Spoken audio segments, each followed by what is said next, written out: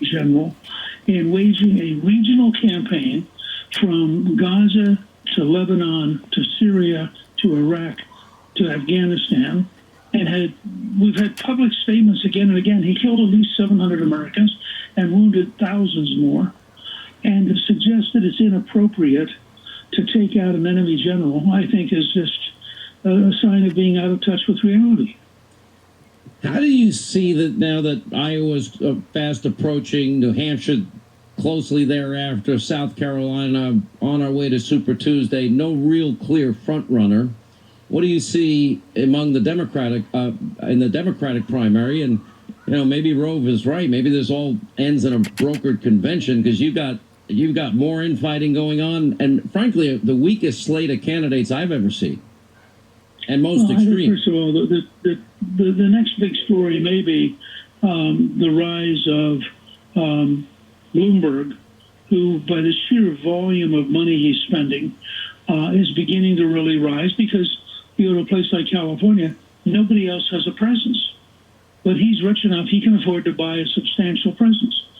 And so I think by Super Tuesday, you may be in a totally different environment. But he supports every other crazy position. And he's probably the most anti-gun, pro-New Green Deal, pro-Obamacare, and more. And pro-Chinese. I mean, he recently gave an interview explaining that Xi Jinping is not really a dictator. Now, you mean the president, the self-appointed president for life? Yes. President Xi? A man who can say that with a straight face can say anything.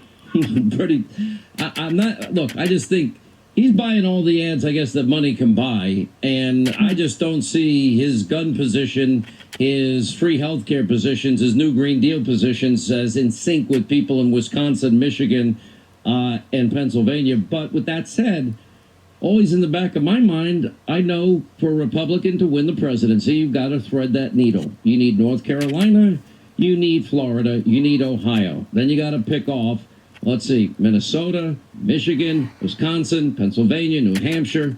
Got to keep Arizona, Nevada, New Mexico in play. You got to fight for all of them. Right. And I think the right way to think of this is they may end up running so far to the left that we have a chance at a 1972 or a 1984, and then it's a totally different game. I was surprised last night to discover we have over 800 candidates running for Congress. We have over 180 women running for Congress. I mean, this is a new emerging Republican Party, and I wouldn't foreclose right now the possibility of a genuinely different election than anybody expects. Oh, look, I hope it plays out that way. Let me ask you from the standpoint of how the president, let's assume for a second the mullahs are now sitting around a table and they're thinking about retaliation, which I would not doubt that they're doing. And, okay, if they retaliate, to me, it seems like the only other option people have in their heads is that we send boots on the ground. I think I would never want that option. I think we now have the next generation of weaponry. Go ahead. Go back and look at Reagan. Reagan, when we were faced with a terrorist bombing in Berlin, Reagan went after Gaddafi with air power, scared him so badly that he was peaceful for a decade. When the Iranians used a mine to hit an American warship, Reagan took out one half of the Iranian Navy. But he never even thought about boots on the ground. I think Trump is, in that sense, I hope, and then from what I've seen so far, he's beginning to learn the Reagan message, which is you can use air power, you can use advanced missiles, you can use your Navy, and you can break a country like Iran without ever putting a single infantryman on the ground. Well, I mean, didn't we do that with the caliphate in Syria? I mean, haven't we now proven you take out their refineries and nuclear sites, and then the Iranian people might have the option of regime change on their own? Look, if I were the mullahs and I looked at the ability to track and target and get Soleimani, I wouldn't be too eager to get into a running fight with Trump.